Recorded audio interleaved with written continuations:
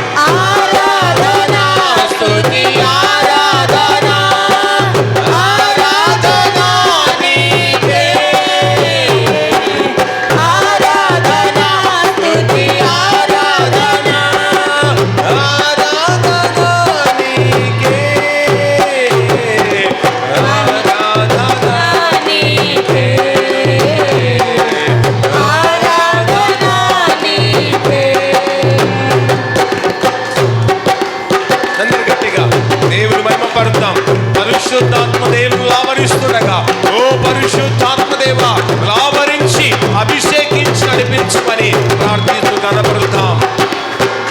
వ్యాధులను తొలగించినావు, మనలో ఉన్న వ్యాధులను తొలగించేవాడుగా ఉన్నాడు. ఏ వ్యాధితో ఉన్నావో ఆ వ్యాధి దేవుడు తొలగిస్తున్నాడు. తొలగించినావు, మృతులను పరిలేపినావు. యెహోవా రాఫా స్వస్థపరచును, యెహోవా రాఫా స్వస్థపరచును, నన్ను స్వస్థపరచును. ఆరాధన నీకే, ఆరాధన నీకే, ఆరాధన స్తుతి ఆరాధన, ఆరాధన నీకే, ఆరాధన స్తుతి ఆరాధన, ఆరాధన నీకే, ఆరాధన నీకే, ఆరాధన నీకే, ఆరాధన నీకే, ఆరాధన నీకే.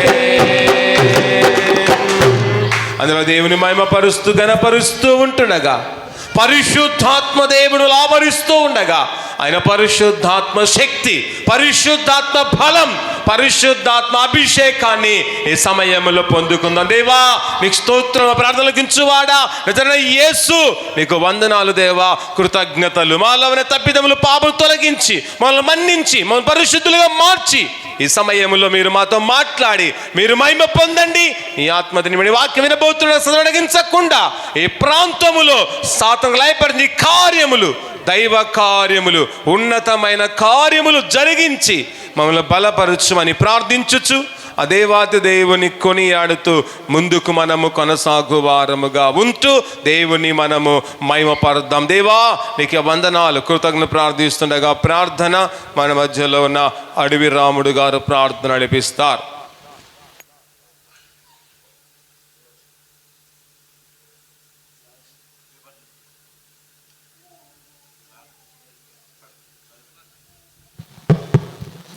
అందరూ కళ్ళు మూసుకున్నట్టయితే ప్రార్థన చేసుకుందాం. పరిశుద్ధుడవు పరిశుద్ధుడవు, వేల వేల దూతలతో కొనియాడబడుతున్న మా యేసయ్య నీకు స్తోత్రములు స్తోత్రములు తండ్రి. వందనాలు ప్రభువా. తండ్రి నేను 2025 సంవత్సరంలో తండ్రి నేను మొదటి ఆదివారం నేను తండ్రి 5వ తారీఖు తండ్రి ప్రభువా జరగబోతున్న ఆరాధన అంతట్లో ప్రభువా నువ్వే తోడు నీడగొండి దీవించి ఆశీర్వదించి బలపరచమని అడుగుతున్న ప్రభువా నీకు స్తోత్రాలు తండ్రి. తండ్రి ఈ 2025 సంవత్సరంలో మొదటి ఆదివారం మొదలుకున్న ప్రభువా తండ్రి 2025 సంవత్సరం అంతట్లో ప్రభువా నువ్వే తోడుగా ఉండి తండ్రి మమ్మల్ని అందరినీ సజీవుల లెక్కలో ఉంచుకున్నామని అడుగుతున్న ప్రభువా నీకు స్తోత్రం తండ్రి. అవును ప్రభువా తండ్రి, ఎక్కడైతే 2-3 ఉన్నారో తండ్రి కూడి ప్రార్థిస్తున్నారో ప్రభువా వారి వద్ద నేను ఉంటానని సెలవిచ్చిన దేవా నీకు స్తోత్రాలు వందనాలు చేర్చుకుంటాం ప్రభువా. అవును తండ్రి, ఇప్పుడు చెప్తున్న వాక్యం ప్రభు అయ్యగారు ఏదైతే వాక్యం ఇస్తున్న ప్రభువా తండ్రి ఇచ్చిన వాక్యం ప్రతి హృదయంలో నీరుకట్టి ఫలింపచేస్తామని అడుగుతున్న ప్రభువా నీకు స్తోత్రాలు తండ్రి. అవునైనా తండ్రి రాలేక తండ్రి నీ ఆలయానికి రాలేక ఎంతమంది అయితే వెనక ఉండరు ప్రభు, ప్రతి ఒక్కరితో నువ్వు మాట్లాడి ప్రభు, ప్రతి ఒక్కరిని నీ సన్నిధానికి నడిపించమని అడుగుతున్నాం ప్రభు. నీకు స్తోత్రాలు వందనాలు తెలుసుకుంటున్నామైనా తండ్రి. ఇక్కడ చేరిన ప్రతి బిడ్డని దీవించి ఆశీర్వదించి బలపరుస్తావని నజరేయుడైన యేసుక్రీస్తు నామం అడిగి వేడుకుంటున్నాం పరమ తండ్రి, ఆమేన్. దయచేసి అందరూ కూర్చోవలసిందిగా ప్రభు నామమున మీకు తెలియచేస్తూ ఉన్నాం. క్రీస్తునందు ప్రేమైన వారలారా, ఈ యొక్క సమయములో కొద్ది నిమిషాలు దేవుని వాక్యాన్ని మనం విందాం. అంతకంటే ముందు ఈ యొక్క శ్రేష్టమైన సమయం, శ్రేష్టమైన జీవితాన్ని ప్రసాదించిన ఆ దేవాతి దేవునికి మొట్టమొదటిగా హృదయపూర్వకముగా ఎంతగానో కృతజ్ఞతాస్తుతులు చెల్లిస్తూ ఉన్నాం. అలాగే ఓపికతో, విశ్వాసముతో, నిరీక్షణతో, ఆశాభావముతో ప్రభు సన్నిధిలో కూర్చున్న మీకందరికీ మన రక్షకుడైన మన పునరుత్థానుడైన యేసుక్రీస్తు నామమున మీకందరికీ శుభాభివందనాలు తెలియజేస్తూ ఉన్నాం. క్రీస్తునందు ప్రేమైన వారలారా, దేవుని యొక్క మహాకృపను బట్టి మనమందరము నూతన సంవత్సరములో మొట్టమొదటి ఆదివార దినాన మనమందరము దేవుని సందులో ఉన్నాం. మనందరినీ కూడా ఈ నూతన సంవత్సరములో మొట్టమొదటి ఆదివార దినములోనికి దేవుడు ప్రవేశపెట్టాడు గనక అందును బట్టి గట్టిగా చప్పట్లు కొడుతూ ప్రభువును అభినందించండి. ఓకే. క్రీస్తునందు ప్రేమైన వారలారా, నేటి సమయానికి, నేటి ఆరాధన కార్యక్రమానికి ఏర్పాటు చేయబడిన దైవవాక్యమును చదవగా మనమందరము విన్నాం. అలాగే నేటి సమయానికి, నేటి ఆరాధన కార్యక్రమానికి ఏర్పాటు చేయబడిన ధ్యానాంశము చూడండి. నేటి దినానికి ఏర్పాటు చేయబడిన అంశము నీతిమంతుడు అనే ధ్యానాంశంపై కొద్ది నిమిషాలు దేవుని వాక్యాన్ని మనం విందాం. ఏ అంశంపై మనం ధ్యానించబోతున్నామండి? నీతిమంతుడు అనే ధ్యానాంశంపై మనము ధ్యానించబోతూ ఉన్నాం. నీతిమంతుడు ఎలా ఉంటాడు? నీతిమంతుడు ఎలా జీవిస్తాడు? నీతిమంతుడు ఎలా బ్రతుకుతాడు? నీతిమంతుడు ఏ విధంగా ఉంటాడు అనే విషయంపై పరిశుద్ధాత్మ దేవుడు ఈ సమయంలో మనకు తెలియచేయబోతూ ఉండగా ప్రతి ఒక్కరూ శ్రద్ధగా దేవుని వాక్యాన్ని విని విశ్వసించువారుగా ఉండాలని ప్రభు నామమున తెలియచేస్తూ ఉన్నాం. క్రీస్తునందు ప్రేమైన వారలారా, చూడండి, నీతిమంతులు అనగా అర్థం ఏమిటంటే సన్మార్గులు అని అర్థం. నీతిమంతులు అనగా సన్మార్గులు, నీతిమంతులు అనగా న్యాయవంతులు అని మనమందరము తెలుసుకొని వారముగా ఉండాలి. చూడండి, నీతిమంతుడు మొట్టమొదటి చూస్తే నీతిమంతుల ప్రార్థన ఆయన ఆలకించును. ఎవరి ప్రార్థన ఆలకిస్తాడంట అండి? చెప్పాలి. ఎవరి ప్రార్థన? నీతిమంతుల ప్రార్థన దేవుడు ఆలకించును. కనుక ఎవరైతే నీతిమంతులుగా ఉంటూ ప్రార్థిస్తూ ఉంటారో, ఎవరైతే నీతిమంతులుగా ఉంటూ దేవునికి మొరపెడతారో, ఎవరైతే నీతిమంతులుగా ఉంటూ ప్రభువును వేడుకుంటారో వారి యొక్క ప్రార్థన దేవుడు ఆలకించునని దైవ గ్రంథములో మనము చూస్తూ ఉన్నాం. కనుక దేవాతి దేవుడు మన ప్రార్థన ఆలకించాలి అంటే, మన ప్రార్థనకు ఆయన చెవియొగ్గాలి అంటే ఖచ్చితముగా మనము కూడా నీతిమంతులముగా ఉండాలి. నీతిమంతులుగా ఉంటూ నువ్వు ప్రార్థిస్తే ఖచ్చితముగా నా ప్రార్థనను ఆయన అంగీకరిస్తాడు అని మనమందరము గ్రహించాలి. అందుకే చదవబడిన వాక్య భాగాన్ని ఒకసారి చదువుకుందాం. చదవండి. భక్తిహీనులకు యెహోవా దూరస్తుడు. చూడండి, భక్తిహీనులైన వారికి యెహోవా దూరస్తుడు. కనుక ఎవరైతే భక్తిహీనత కలిగి జీవిస్తూ ఉంటారో, ఎవరైతే భక్తి లేకుండా జీవిస్తూ ఉంటారో, ఎవరైతే భక్తి లేకుండా వీధుల్లో తిరుగుతుంటారో, భక్తి లేకుండా ఎవరైతే క్రమము లేకుండా జీవిస్తూ ఉంటారో, అలాంటి వారందరికీ దేవుడు దూరస్తుడుగా ఉంటున్నాడు.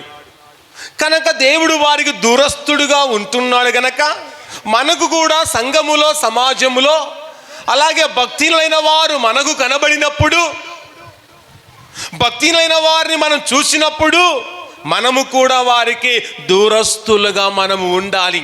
ఎందుకు దూరస్తులుగా ఉండాలంటే, భక్తిహీనులు అనగా అర్థం ఏంటంటే దుర్మార్గులు. భక్తిహీనులు అనగా దుర్మార్గులు. కనుక దుర్మార్గులకు మనము దూరంగా ఉండుటయే మంచిది. దేవుడే దుర్మార్గులకు దూరంగా ఉంటున్నాడు. అలాగే మనము కూడా దుర్మార్గులైన వారికి దూరముగా ఉండాలి. కానీ సమీపములో ఉంటే మనకే ప్రమాదము, మనకే నష్టము, మనకే బాధ కలుగుతుంది. కనుక వారి విషయములో నీవు నేను జాగ్రత్త వహించి మనము దూరముగా ఉంటూ, ప్రభునకు సమీపములో ఉంటూ, దేవుని మందిరములో ఉంటూ మన జీవితాన్ని మనము కొనసాగించాలి. తర్వాత అంటున్నాడు అక్కడ, నీతిమంతుల ప్రార్థన ఆయన అంగీకరించును. ఎవరి ప్రార్థన అంగీకరిస్తాడంటమ్మా? నీతిమంతుల ప్రార్థన దేవుడు అంగీకరిస్తాడు. నీతిమంతుల ప్రార్థన దేవునికి ప్రీతికరముగా ఉంది. నీతిమంతుల ప్రార్థన దేవునికి ఇష్టకరంగా ఉంది. నీతిమంతుల ప్రార్థన దేవునికి ఎంతో ఎంతో ఇష్టమైనదిగా ఉంది. గనక మన ప్రార్థన దేవునికి ఇష్టంగా మారాలి అంటే నీతి కలిగి మనము జీవించాలి. ఇంతవరకు నీతి లేని వాడుగా, నీతి లేని దానగా నువ్వు జీవిస్తూ ఉంటే ఈ సమయములో నుండి నీతిని మనము సంపాదించుకుందాం. గడిచిన సంవత్సరములో నీతి లేక, నీతిమంతుడుగా జీవించలేక, నీతిమంతురాలుగా జీవించలేక నీ ప్రార్థనకు దేవుడు జవాబు ఇవ్వలేదేమో. ఈ సంవత్సరములోనైనా నీ ప్రార్థనకు జవాబు రావాలి, నీ ప్రార్థనకు ప్రతిఫలము రావాలి, నీ ప్రార్థనకు దేవుడు చక్కటి చూడండి ఆశీర్వాదం ఇవ్వాలి అంటే ఖచ్చితంగా నీతిమంతులుగా మనం మారి ప్రార్థిస్తే చాలు.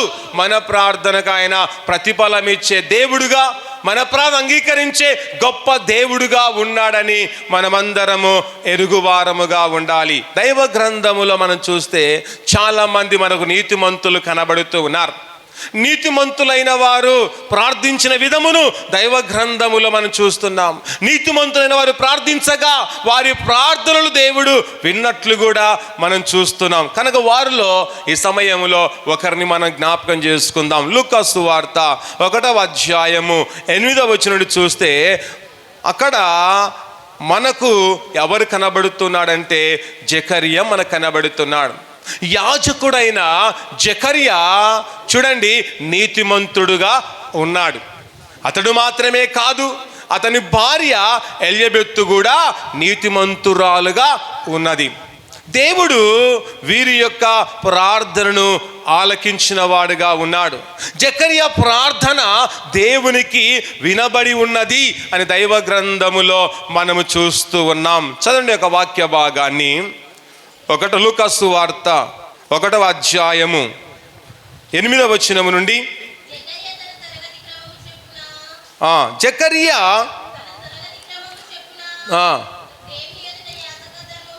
దేవుని ఎదుట యాజక ధర్మము జరిగించుచూ ఉండగా యాజక మర్యాద చొప్పున ప్రభు ఆలయములోనికి వెళ్ళి ధూపం వేయుటకు అతని వంతు వచ్చెను. చూడండి, జకర్యాకు ఏ వంతు వచ్చిందంటమ్మా? ధూపం వేసే వంతు అతనికి వచ్చెను అని అక్కడ చూస్తున్నాం. 10వ వచనం చదవండి. ధూప సమయమందు ప్రజల సమూహమంతయు వెలుపల ప్రార్థన చేయించు ఉండగా, కనుక ప్రజలందరూ కూడా ఏం చేస్తున్నారంట? వెలుపల ప్రార్థన చేస్తూ ఉన్నారు అనేది అక్కడ మనం చూస్తున్నాం. తర్వాత ప్రభుదూత ఆ ధూపవేదిక కుడివైపున నిలిచి అతనికి కనబడగా జకరియా అతని చూచి తొందరపడి భయపడిన వాడాయను. అప్పుడు ఆ దూత అతనితో, జకరియా భయపడుకుము, నీ ప్రార్థన వినబడి ఉన్నది. చూడండి, దూత సెలవిస్తూ ఉంది, జకరియా భయపడకుము, నీ ప్రార్థన వినబడినది. కనుక జకరియా ప్రార్థన ఎవరికి వినబడిందమ్మా? దేవునికి వినబడింది. అతని ప్రార్థన దేవుడు విన్నాడు. జకరియా ప్రార్థన విన్న దేవుడు మన ప్రార్థన కూడా దేవుడు వింటూ ఉన్నాడు. నువ్వు ఏ విషయమైతే ప్రార్థిస్తావో, దేని కొరకైతే నువ్వు ప్రార్థిస్తావో, దేని కొరకైతే నువ్వు మొరపెడతావో, ఖచ్చితంగా నా ప్రార్థన దేవుడు వింటాడు. ఎప్పుడు అంటే నీతిమంతులుగా ఉండి ప్రార్థించినప్పుడు మాత్రమే ఆయన మన ప్రార్థన వింటాడు. కనుక జకరియా ప్రార్థన విన్నాడు. అతని ప్రార్థనకు ప్రతిరూపముగా ఎవరిని దేవుడు వారికి ఇచ్చాడండి? చక్కటి కుమారుని అనగా యోహానును దేవుడు వారికి అనుగ్రహించినట్లు అక్కడ మనం చూస్తున్నాం. తర్వాత అక్కడ మాట, నీ భార్య అయిన ఎలిజబెత్తు నీకు కుమారుని కనును, అతనికి యోహానును పేరు పెట్టుదువు. కనుక దేవాతి దేవుడు వారి ప్రార్థన విన్నాడు. విని వారికి ఏమిస్తున్నాడమ్మా? చక్కటి కుమారుని దేవుడు అనుగ్రహిస్తూ ఉన్నట్లు దేవుని యొక్క దూత ద్వారా జకరియాకు తెలియచేస్తూ ఉన్న విధమును మనం చూస్తూ ఉన్నాం. కనుక ప్రేమైన దేవుని బిడలారా, మన ప్రార్థన కూడా దేవుడు వినడానికి సంసిద్ధముగా ఉన్నాడు. కానీ ప్రార్థించే విధములో మనం వెనుకబాటులో ఉన్నాం. ప్రార్థించుటలో నిర్లక్ష్యం ఉంది, ప్రార్థించుటలో సోమరితనం ఉంది, ప్రార్థించుటలో అవిధేయత అనేది మనలో కనబడుతూ ఉంది. వాటన్నిటినీ ఈ దినమున వదిలివేసుకొని జకరియలాగా ప్రార్థిస్తే జకరియా ప్రార్థన విన్న దేవుడు మన ప్రార్థన వింటాడు అని జ్ఞాపకం చేసుకోవాలి. అతని ప్రార్థన విని వారికి చక్కటి కుమారుణ్ణి దేవాతి దేవుడు వారికి అనుగ్రహించిన విధమును దైవ గ్రంథములోనే మనమందరము చూస్తూ ఉన్నాం. తర్వాత రెండవ విషయం చూడండి, నీతిమంతులకు వెలుగు తేజరిల్లును. నీతిమంతులైన వారికి ఏమి తేజరిల్లుతుందంటమ్మా? వెలుగు అనేది తేజరిల్లుతూ ఉంది. కనుక మనము నీతిమంతులుగా ఉన్నామనుకోండి, సన్మార్గములో నడుస్తున్నామనుకోండి, నీకు నాకు వెలుగు అనేది తేజరిల్లుతూ ఉంది, నీకు నాకు వెలుగు అనేది విస్తరిస్తూ ఉంది అని మనము ఎరిగి మనము జీవించాలి. నీ యొక్క వెలుగు నీ ఇంటిలో విస్తరించాలి, నీ వెలుగు వీధుల్లో విస్తరించాలి, నీ వెలుగు నీ యొక్క గ్రామంలో విస్తరించాలి. నువ్వు వెలుగుమయంగా మారాలి, వెలుగు సంబంధిగా నువ్వు మారాలి, వెలుగు బిడ్డగా నువ్వు మారాలి అంటే నీలో నాలో నీతి అనేది అవసరము. నీతి లేకపోతే మన జీవితము చీకటిమయమే. నీతి లేని ఆలోచనలు మనలో ఉంటే మన జీవితం అంధకారమే. నీతి లేని నడవడిక మనలో ఉంటే మన జీవితము అగోచరమే అని జ్ఞాపకం చేసుకొని మనమందరము నీతి అనేది మనం కలిగి ఉంటే చాలు, నా వెలుగు తేజరిల్లుతుంది, విస్తరిస్తూ ఉంది అని దైవ గ్రంథములోనే బహుస్పష్టముగా మనం చూస్తూ ఉన్నాం. చూడండి, సామెతల గ్రంథము 13వ అధ్యాయం 9వ వచనాన్ని ఒకసారి మనం చదువుకుందాం. చదవండి. నీతిమంతుల వెలుగు తేజరిల్లును. చూడండి ప్రేమైన దేవుని బిడలారా, నీతిమంతుల వెలుగు ఏమవుతుందంట? తేజరిల్లుతూ ఉంది. నీతిమంతుల వెలుగు ప్రకాశిస్తూ ఉంది అని మనం జ్ఞాపకం చేసుకొని నీతిమంతులుగా ఉంటే, నీతిమంతమైన కుటుంబముగా ఉంటే, నీతిమంతమైన దేవుని వారముగా ఉంటే ఖచ్చితముగా నీకు నాకు వెలుగు అనేది తేజరిల్లుతూ ఉండగా ఆయన వెలుగును మనము కలిగి ఆయన ఒక వెలుగు బాటలో నడవాలి. ఇంతవరకు నువ్వు చీకటి బాట నడిచావేమో, చీకటిలో నువ్వు నడుస్తూ నీ జీవితం చీకటి మయముగా మార్చుకున్నావేమో. చీకటి మయంగా మార్చుకొని నువ్వు సమాజములో నీకున్న విలువను కోల్పోతూ ఉంటే, ఈ రోజు నుండి ఆయన యొక్క వెలుగును, ఆయన ఇచ్చే ఉన్నతమైన ఆ తేజస్సైన వెలుగును మనం పొందుకొని దేవుని యొక్క సన్నిధిలో, దేవుని యొక్క మందిరములో నేను నిరంతరము కనబడాలి. కానీ దేవుని మందిరములో కనబడము కానీ కనబడని చోటుల్లో మనము కనబడుతూ ఉన్నాం. నిలవరాని స్థలాల్లో నిలుస్తూ ఉన్నాం. అలాగే ఉండరాని స్థలాల్లో మనము ఉంటున్నాం. కానీ ఉండవలసిన దేవుని స్థలంలో ఉండలేకపోతున్నాం. ఉండవలసిన దేవుని యొక్క స్థానంలో ఉండలేకపోతున్నాం. ఉండవలసిన దేవుని యొక్క మందిరములో ఉండలేక లోకములో నువ్వు ఉంటున్నావేమో. కనుక ప్రియ సంగమా, ప్రియ నేస్తమా, ఈ రోజు నుండి నీ జీవితాన్ని, నీ జీవిత శైలిని, నీ జీవిత విధమును ఖచ్చితంగా మార్చుకోవాలి. మన జీవితంలో ఎన్నో సంవత్సరాలు గడుస్తున్నాయి, కానీ మన జీవితంలో ఎక్కడ మార్పు అనేది కనబడడం లేదు. మన జీవితం ఎలా ఉంది అంటే, ఎక్కడ వేసిన గొంగలి అక్కడ ఉండినట్టుగా మన జీవితం అలాగే ఉంది. మన క్రైస్తవ జీవితం ఎలా ఉంది అంటే, మన జీవితం కూడా ఎలా ఉందంటే, ఎక్కడ పడిన గొంగలు ఎలా ఉంటుందో మన ఆత్మీయ జీవితం అలాగే ఉండిపోతుంది. అలా ఉండకుండా మన ఆత్మీయ జీవితాన్ని దినదినము పెంపొందించుకోవాలి. మన ఆత్మీయ జీవితాన్ని దినదినము ఆయనలో కట్టుకోవాలి. మన ఆత్మీయ జీవితాన్ని దినదినము ఆయనలో స్థిరపరచుకోవాలి. మన ఆత్మీయ జీవితం ద్వారా మంచి సాక్ష్యాన్ని సంపాదించుకోవాలి. మన ఆత్మీయ జీవితం ద్వారా మనం దృఢమైన నమ్మకముతో ముందుకు మనము కొనసాగితే చాలు. అదే నీ జీవితానికి మేలు, అదే నీ జీవితానికి మహా ఆనందము అని మనం గుర్తెరిగి నేను ఆయనలోనే మనము నిలబడే వారముగా ఉండాలి. తర్వాత కింద లైన్లు అంటాడు, భక్తిహీనుల దీపము ఆరిపోతుంది. చూడండి, భక్తిహీనుల దీపం ఏమైపోతుందంట? ఆరిపోతుంది. ఒకవేళ నువ్వు భక్తిహీనుడుగా ఉన్నావు అనుకో, నీలో ఉన్న దీపము ఆరిపోతుంది. దీపం ఆరిపోతుందంటే దాని అర్థం ఏంటి? మరణము నీకు సంభవిస్తూ ఉంది. కనుక దేవుడు మనలో ఏం పెట్టాడు?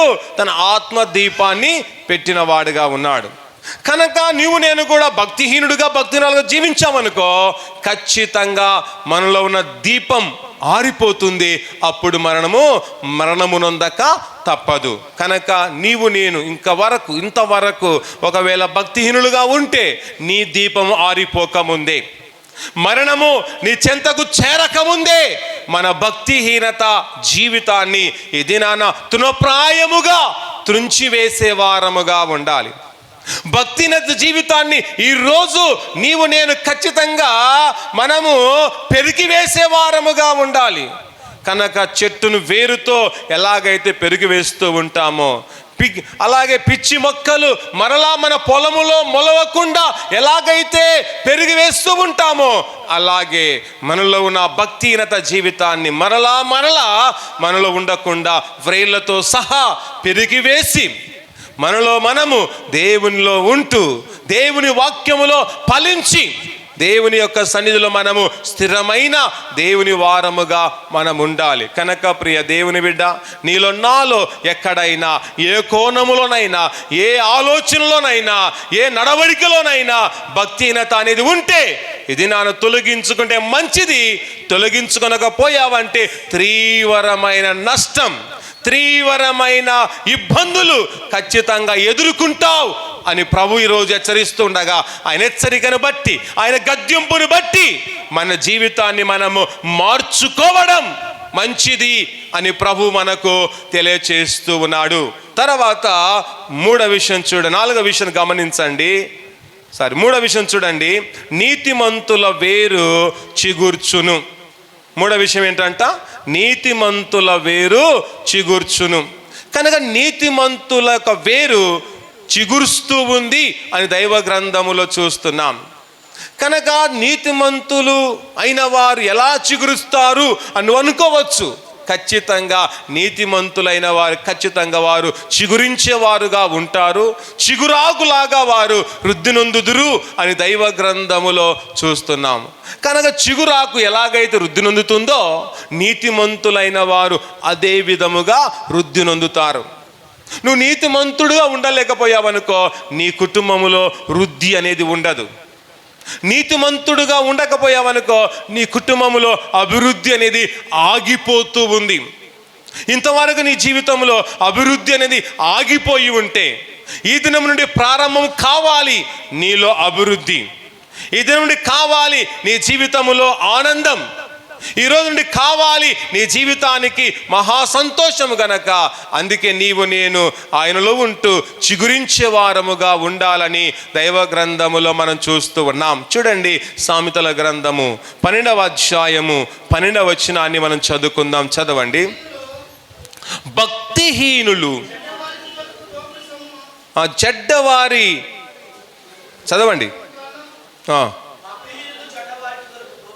భక్తిహీనులు చెడ్డవారికి దొరకు దోపుడు సొమ్మును ఆపేక్షించుదురు. భక్తిహీనులైన వారు చూడండి ఏమిటిని ఆశిస్తూ ఉన్నారు, ఏమిటిని ఆపేక్షిస్తూ ఉన్నారు అంటే చెడ్డవారికి దొరకు దోపుడు సొమ్మును ఆశిస్తూ ఉన్నారు. చెడ్డవారు ఇక్కడ భక్తిహీనులు అనేది అక్కడ మనం చూస్తున్నాం. కనుక భక్తిహీనులు చెడ్డవారు ఒకే కోవకు చెందిన వారుగా ఉన్నారు.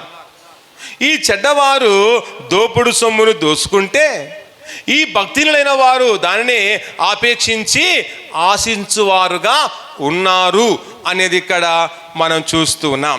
చూడండి, దీన్ని బట్టి మనకేమర్థమవుతుందంటే చెడ్డవారు దోపుడు సొమ్మును దోసుకున్నారు, భక్తిహీనులైన వారు వచ్చి దానిని ఆపేక్షిస్తూ ఉన్నారు. అంటే ఇక్కడ ఏమర్థమవుతుందంటే చూడండి,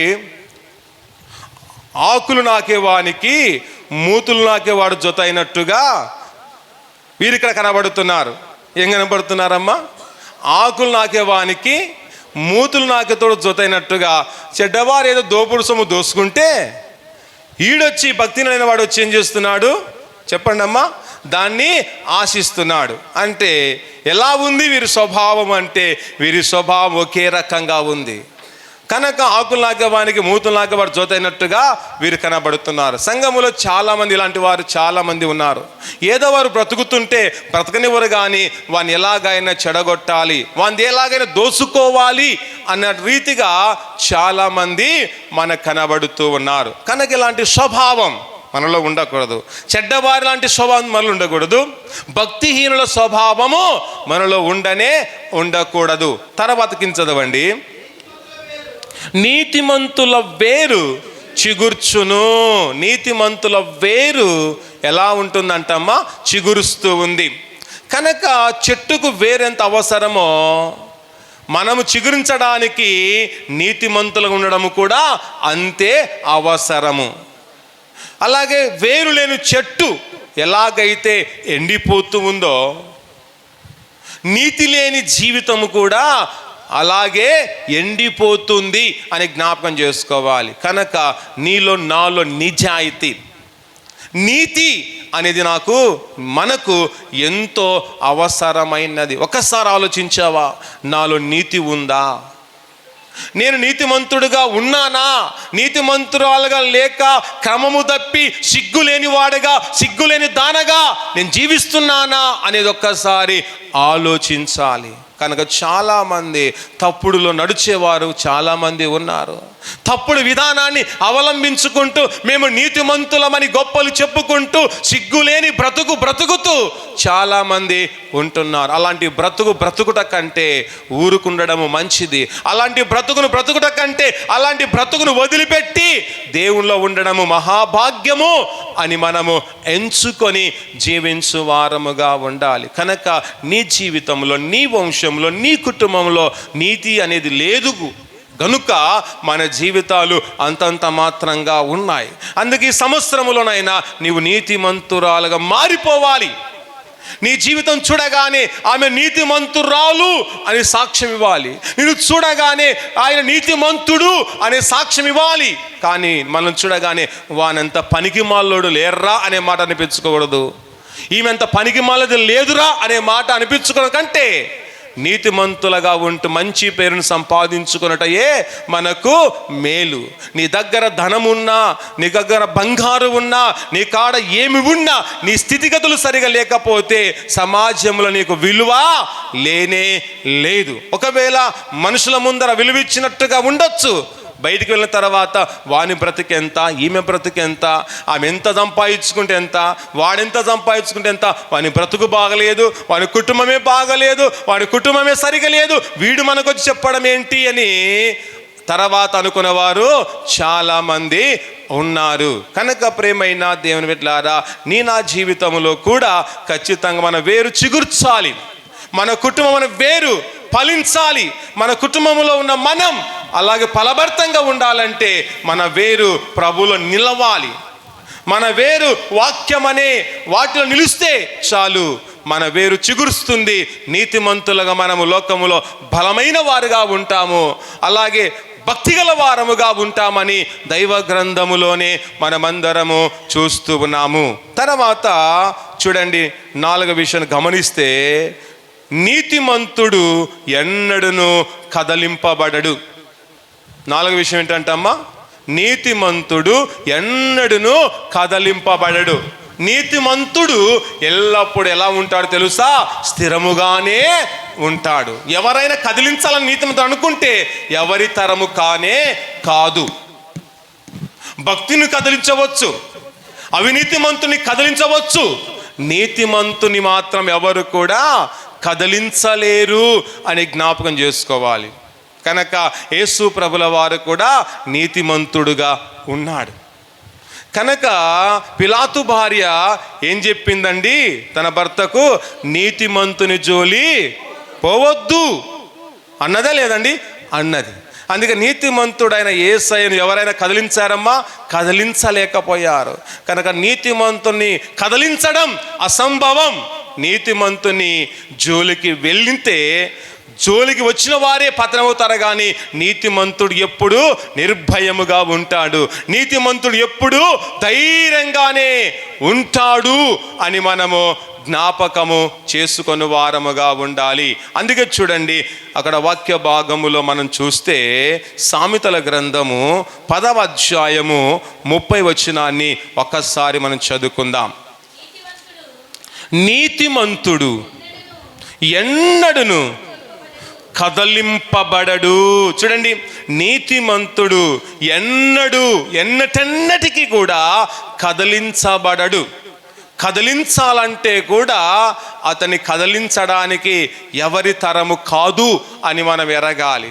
ఒకవేళ కదిలించాలనుకున్నారనుకోండి, నీతిమంతుని మీద ఉన్న ఆ తలలో ఉన్న ఒక వెంట్రుకనైనా ఒకవేళ కదలదు అని మనం జ్ఞాపకం చేసుకొని నీతిమంతులుగా ఉండడము మహాభాగ్యముగా ఎంచుకోవాలి. నువ్వు నీతిమంతుడుగా లేకపోయావంటే నీవు గాలికి కొట్టుకొని పొట్టువలే ఉంటావు. నీతిమంతుడుగా లేకపోయావనుకో నీవు చెదిరిపోతావు అని జ్ఞాపకం చేసుకొని నీతిమంతులుగా మనము ఉండాలి, నీతిగా జీవించాలి, నీతిగా బ్రతకాలి, నీతిలోనే ఉండాలి, నీతిలోనే మునగాలి, నీతిలోనే మరణించాలి, నీతిలోనే మనము దేవుని రాజ్యాన్ని స్వతంత్రించుకునే వారముగా ఉండాలని ప్రభు మనకు సెలవిస్తూ ఉన్నాడు. తర్వాత అంటాడు, భక్తిహీనులు దేశములో నివసింపరు. భక్తిహీనులైన వారు దేశంలో ఏం చేయారంట? వారు నివసించరు. కొంతకాలం వరకు బాగా కనబడతారు. భక్తిహీనులైన వారు చాలా బాగున్నట్టుగా కనబడతారు, వాళ్ళు ఆస్తిపాస్తులు కలిగి ఉన్నట్టుగా కనబడతారు, చాలా అందంగా కనబడతారు. కానీ ఎప్పుడు వారు వెళ్ళిపోతారో వారికే తెలియదు అని మనము జ్ఞాపకం చేసుకొని ఎలా ఉంది మన స్థితి అనేది ఆలోచించుకొని నిజమైన క్రైస్తవునిగా మనము ఉండాలి. నీతిమంతుడు ఎల్లప్పుడూ ధైర్యంగా ఉంటాడనే మాట దైవ గ్రంథములోనే మనం చూస్తున్నాం. చూడండి, సామెతల గ్రంథము 28వ అధ్యాయము 1వ వచనం చూస్తే నీతిమంతుడు ఎలా ఉంటాడంటే సింహం వలె ధైర్యంగా ఉంటాడు అని చూస్తుంది. చదవండి. ఎవడును తరమకుండా దుష్టుడు పారిపోవును అన్నా. దుష్టుడైన వాడు ఎలా పారిపోతాడంటమ్మా? ఎవడు తరమకుండానే పారిపోతాడు.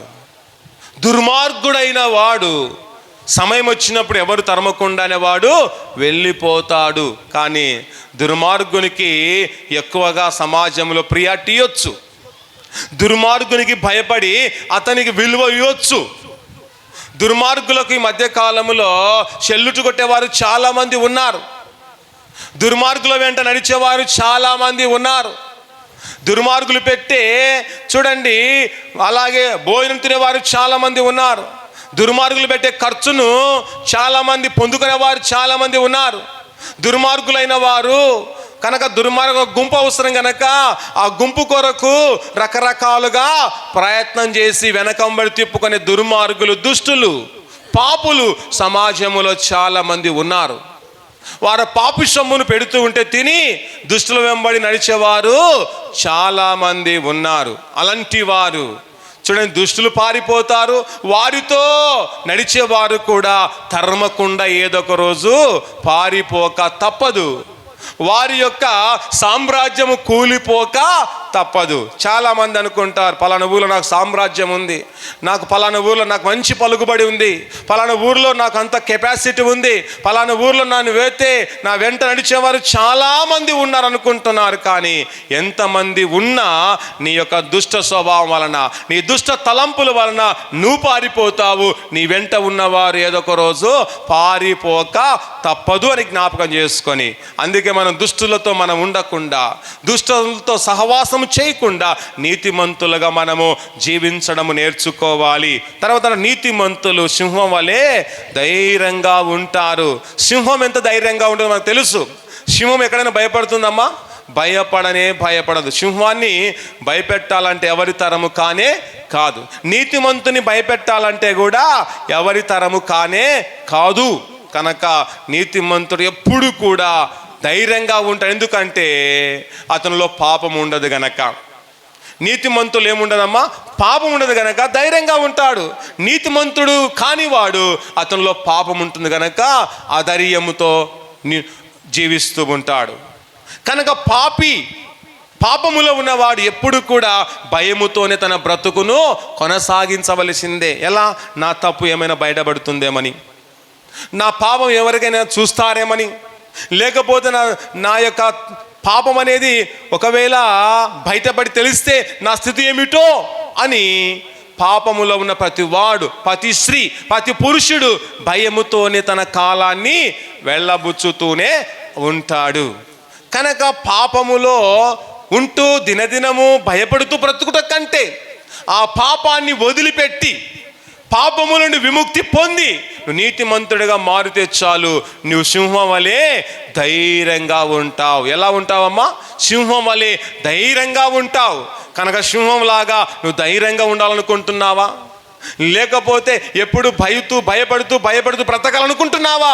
ఒక్కసారి ఆలోచించుకుని వారుగా ఉండాలి. జీవితాంతం భయపడుతూ బ్రతుకుట కంటే చచ్చుట మేలు. కనుక నేను భయపడకుండా నిర్భయముగా మనం ఉండాలి. కనుక పాపం చేసేవాడు ఎప్పుడు కూడా తలదించుకొని జీవిస్తూ ఉంటాడు. కానీ మనము తలెత్తుకొని బ్రతికే వారముగా ఉండాలని ప్రభు నామం తెలియజేసిన. పాపములో ఉన్న వాని మాట ఎవరు కూడా వినరు. ఒకవేళ బయటికి విన్నట్టుగా నటిస్తారు, కానీ నా మాట ఎవరు కూడా వినరు అని జ్ఞాపకం చేసుకోవాలి. ఒక ఉదాహరణ ఏమిటంటే చూడండి, ఒక వ్యక్తి ఒక తప్పిదం చేశాడంట. ఒక తప్పిదం చేసినప్పుడు అతన్ని పంచాయతీ ముందర, పెద్దల ముందర నిలబెట్టాడంట. నిలబెట్టినప్పుడు ఆ యొక్క గ్రామంలో ఉన్న పెద్దలు ఏం చేస్తున్నారంట, అతను చేసిన తప్పును ఎత్తి చూపుతూ ఉన్నారంట. అరే, నువ్వు చేయడం తప్పురా, ఇలా చేయడం తప్పురా అంటే వాడంటున్నాడంట, సరయ్యా నేను చేయడం తప్పే, కనుక నేను నా తప్పును ఒప్పుకోవాలంటే మీలో ఏమి తప్పు లేనివాడు మాత్రం నాకు చెప్పాలి అన్నాడంట. ఏమన్నాడమ్మా? మీలో ఏ తప్పు లేనివాడు, ఏ పాపం చేయనివాడు చెప్తే నేను వింటాను, కానీ లేకపోతే నేను విననే అన్నాడంట. ఎవర్రా ఇక్కడ తప్పు చేసిన వారంటే నీకు 2 పెళ్ళాలు లేరు అన్నాడంట.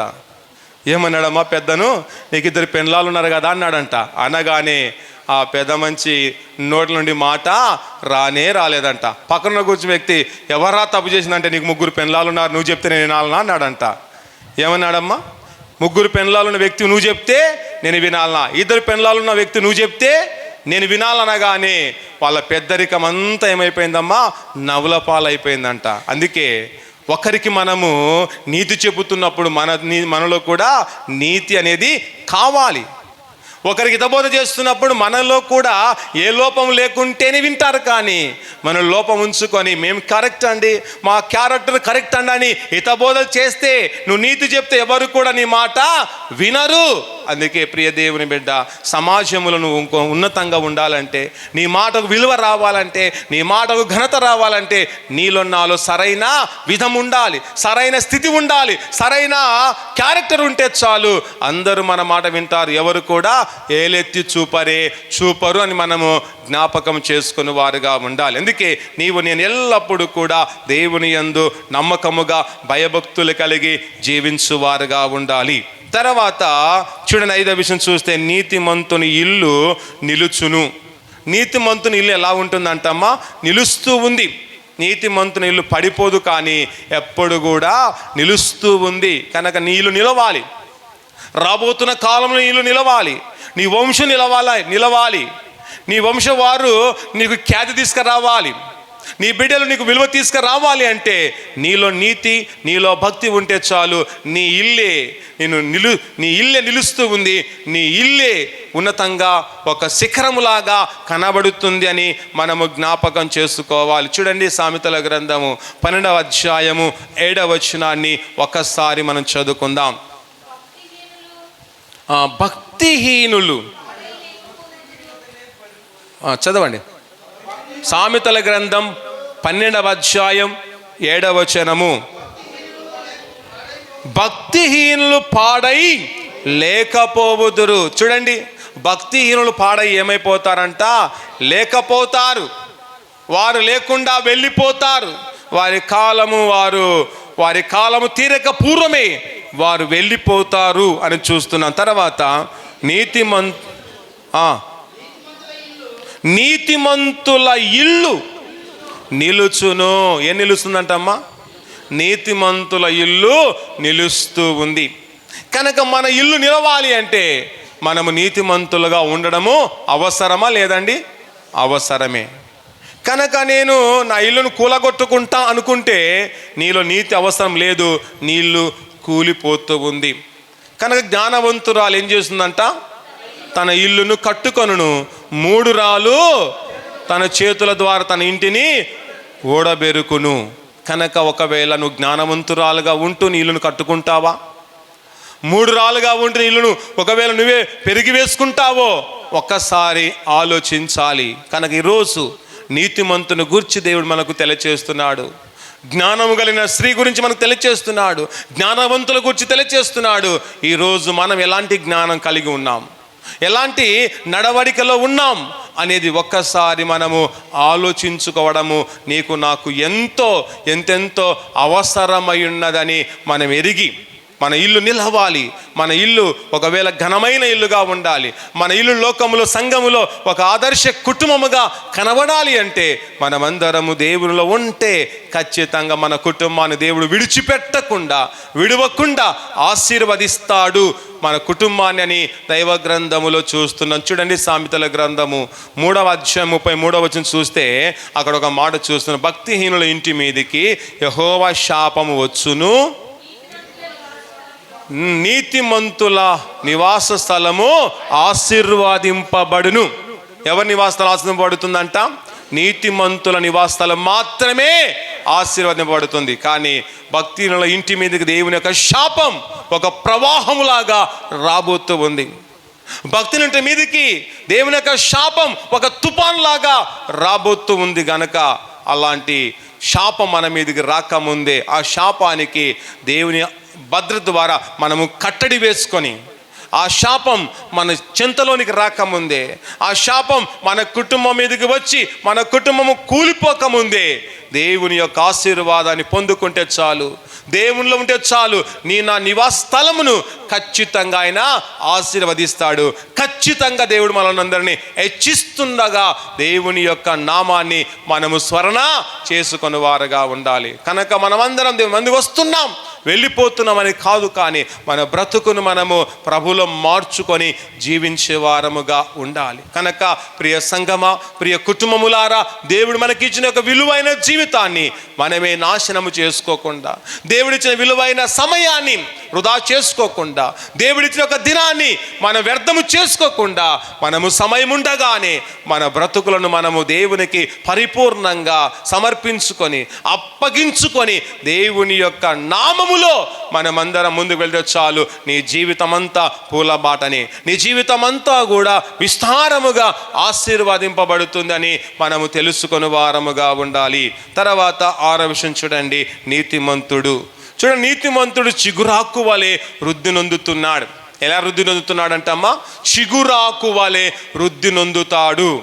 కనుక చూడండి, ఒక చిగురాకు ఒక చెట్టుకు పుట్టినప్పుడు ఆ యొక్క చిగురాకు మొలకె ఎలాగైతే అది దినదినము అది వృద్ధి నొందుతుందో, నీతిమంతుని వాడు కూడా, నీతిమంతుల కుటుంబం కూడా అదే విధముగా వృద్ధి నొందుతుంది అని జ్ఞాపకం చేసుకోవాలి. చూడండి, సామెతల గ్రంథము 11వ అధ్యాయం 28వ వచనాన్ని మనం చదువుకుందాం.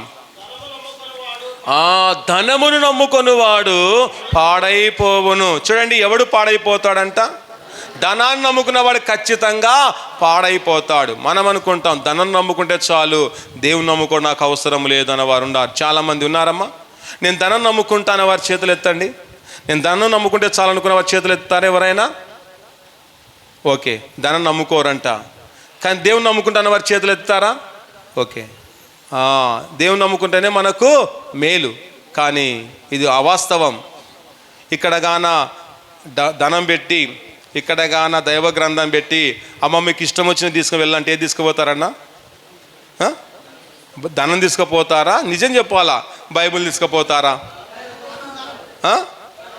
ధనం తీసుకుపోతాం, అంతేగాని బైబిల్ మాత్రము తీసుకువెళ్ళాం. ఏమంటే మళ్ళీ సార్ ఏమనుకుంటాడో అని. మేము ధనం వద్దు సార్, మాకు దేవుని నమ్ముకుంటామనే వారు చాలామంది ఉన్నారు. కనుక ఫ్యాక్ట్గా ఆలోచన చేస్తే, రియల్గా మనం ఆలోచన చేసామనుకోండి, ఇక్కడ డబ్బు పెట్టి ఇక్కడ బైబిల్ పెడితే, అమ్మ మీకు ఏదో ఇష్టమో ఇక 2 ఉన్నాయి తీసుకువెళ్ళండి అంటే, బైబిల్ను చిన్న పిల్లలు మొదలుకొని పెద్దవారి వరకు ఎవరు కూడా తీసుకోరు. ధనమే తీసుకొని పరుగులు తీసుకొని వెళ్ళిపోయేవారు చాలామంది ఉన్నారు. కనుక ప్రేమ అయినా దేవుని బిడ్డలారా, ధనము నమ్ముకుని వాడు ఖచ్చితంగా ఏమైపోతాడంట? పాడైపోతాడు. ధనమును ఆశించేవాడందరూ కూడా ఖచ్చితంగా పాడైపోయేవారు చాలామంది ఉన్నారు. కనుక గేహాజీ ధనము ఆశించి ఏమని తెచ్చుకున్నాడమ్మా? ఏం తెచ్చుకున్నాడు? కుష్ఠరోగమును తెచ్చుకున్నాడు. కనుక ధనమును ఆశించిన గేహాజీ అలాగే కుష్ఠరోగమును సంపాదించుకున్నాడు. కనుక మనం కూడా ధనం ఆశించి రోగములు తెచ్చుకున్నట కంటే, ధనమును ఆశించి అలాగే బలహీనతలు కొని తెచ్చుట కంటే, ధనమును ఆశించి అలాగే రోగిష్ఠులుగా మారుట కంటే, దేవుని నమ్ముకొని ఆరోగ్యవంతులుగా మారుదాం. దేవుని నమ్ముకొని ఐశ్వర్యవంతులుగా మారుదాం. దేవుని నమ్ముకొని దేవుని యొక్క సన్నిధిలో కనబడి దేవుని యొక్క సన్నిధిలో మనము నివసించే వ్యక్తులముగా ఉండాలి. తర్వాత కింది లైన్లో చదవండి అంటాడు,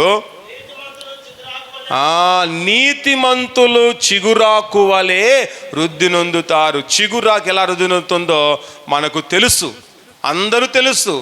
చెట్టుకు చిగురాకు పుట్టినప్పుడు అది ఎలాగైతే వృద్ధి నొందుతుందో, వృద్ధి నొంది ఆ చెట్టు ఎలాగైతే ఫలిస్తుందో, ఆ విధంగా మనం కూడా ఫలిస్తాము. చిగురాకు వృద్ధి నొందినట్టుగా మన కుటుంబం వృద్ధి నొందుతుంది, మన బిడ్డలు వృద్ధి నొందుతారు అనేది మనము తెలుసుకోవాలి.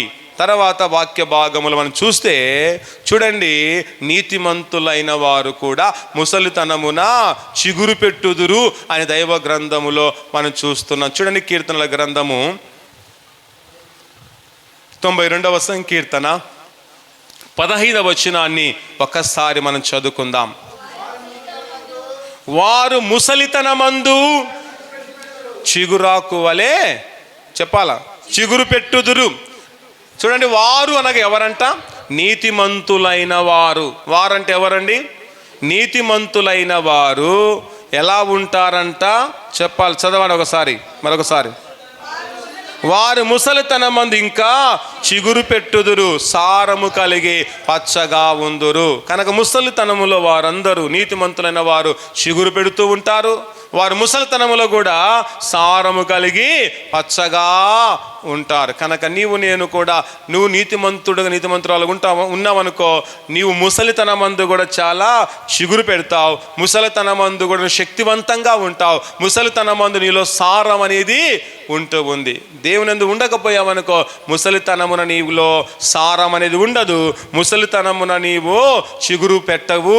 అలాగే చిగురాకు వలె నువ్వు వృద్ధి నొందలేవని జ్ఞాపకం చేసుకొని, నీవు నేను అలాగే యవనములోను బాల్యములోను అలాగే వృద్ధాపదశలోను ఒకే రీతిగా ఉండాలంటే నీలో నాలో ఖచ్చితంగా నీతి అనేది ఉంటే మనమందరము కూడా ముసలితనమున కూడా చిగురు పెట్టి ఫలాభివృద్ధి నొందిన దైవ కుటుంబముగా, దైవ కుమారులుగా మనం ఉంటామని దైవ గ్రంథములో మనం చూస్తూ ఉన్నాం. తర్వాత చివరి చూస్తే నీతిమంతుడు నిత్యం నిలుచు కట్టడం వలె ఉన్నాడు. నీతిమంతుడు ఎలా ఉన్నాడంటమ్మా? నిత్యము నిలుచు కట్టడం వలె, ఒక కట్టడంలాగా ఉన్నాడు. ఒక గృహాన్ని ఎలాగైతే కడుతూ ఉంటారో, ఆ గృహం కట్టబడిన తర్వాత ఎలాగైతే స్థిరంగా ఉంటుందో, నీతిమంతుడు కూడా ఆ ఒక కట్టడంలాగా స్థిరముగా ఉంటాడు అనేది దైవ గ్రంథములో మనం చూస్తూ ఉన్నాం. చూడండి, సామెతల గ్రంథం 10వ అధ్యాయము 25వ వచనాన్ని ఒకసారి చదువుకుందాం. సామెతల గ్రంథం 10వ అధ్యాయం 25వ వచనము. సుడిగాలి వీసగా భక్తిహీనులు లేకపోవుదురు, నీతిమంతుడు నిత్యము నిలుచు కట్టడం వలె ఉన్నాడు. కనుక నీతిమంతుడైన వాడు ఎలా ఉన్నాడంటమ్మా? ఒక కట్టడములాగా ఉన్నాడు. కనుక నీవు నేను కూడా ఈ లోకంలో కట్టడలాగా ఉండాలి, ఒక గోడలాగా ఉండాలి. చూడండి, నీవు నేను కూడా ఒక తడికలాగా ఉండకుండా, ఒక దడిలాగా ఉండకుండా ఎలా ఉండాలి? ఒక కట్టడములాగా, ఒక గోడలాగా మనమందరము ఉండాలి. కనుక మనమందరం కోరుకుంటాం, నిత్యము నేను నిలకడగా ఉండాలి అనుకుంటాం. నేను నిత్యం పడిపోవాలని ఎవరైనా కోరుకుంటారమ్మా? కోరుకోరు. కనుక ప్రతి ఒక్కరు కోరుకుంటారు, నేను నిత్యము నిలకడగా ఉండాలి, నిత్యము నేను బలంగా ఉండాలి, నిత్యం ఆరోగ్యవంతంగా ఉండాలి, నిత్యము నేను చాలా మంచివాడుగా ఉండాలనుకుంటున్నావు. నీవు అలా అనుకోవడం కంటే అది మన క్రియపూర్వకంగా చేయడమే మనకెంతో అవసరం. అనుకోవడం వేరు, వాటిని అనుసరించడము వేరు. కనుక ఈ రోజు నుండి ఖచ్చితంగా అనుకొని వాటిని అనుసరించే దేవుని బిడ్డగా ఉందాం. ఎందుకంటే నూతనమైన సంవత్సరానికి వచ్చిన మనం నూతనమైన తలంపు అనేది అవసరం, నూతనమైన నడవడిక అవసరం, నూతనమైన ఉద్దేశాలు మనకు అవసరం. కనుక ఇంతవరకు అవినీతిమంతుడిగా కొనసాగి అనేకమైన విపత్తులను నువ్వు కొని తెచ్చుకుంటే, ఈ రోజు నుండి ఈ సంవత్సరంలో నీవు నేను నీతిమంతులుగా కొనసాగి దేవుడిచ్చే గొప్ప దీవెనలు, కనుక నీతిమంతులైన వారు ఎలాంటి దీవెనలు పొందుకున్నారో అలాంటి దీవెనలు ఈ సమయంలో మనం కూడా పొందుకొని దేవుని యొక్క నామాన్ని మనము స్మరణ చేసుకుంటూ, దేవుని నామాన్ని మనము ఘనపరుస్తూ, దేవుని నామములో నీతిగా జీవిస్తూ, యథార్థంగా బ్రతికి సన్మార్గములో మనం జీవిస్తూ ఆయనిచ్చే ఆనందాన్ని, ఆశీర్వాదాన్ని, ఆధిక్యతను పొందుకొని ముందుకు మనము కొనసాగు వారముగా ఉందాం. ప్రార్థించుకుందాం. తలలు వంచండి, ప్రార్థించుకుని దేవుడిచ్చే ఉన్నతమైన తన కృపను, తన సన్నిధిని, తన ఆనందాన్ని, ఆశీర్వాదాన్ని సమయంలో మనం పొందుకుందాం ప్రార్థిస్తూ ఉంటున్నాగా ప్రార్థన మన మధ్యలో ఉన్న బాలరాజు గారు ప్రార్థన నడిపిస్తారు.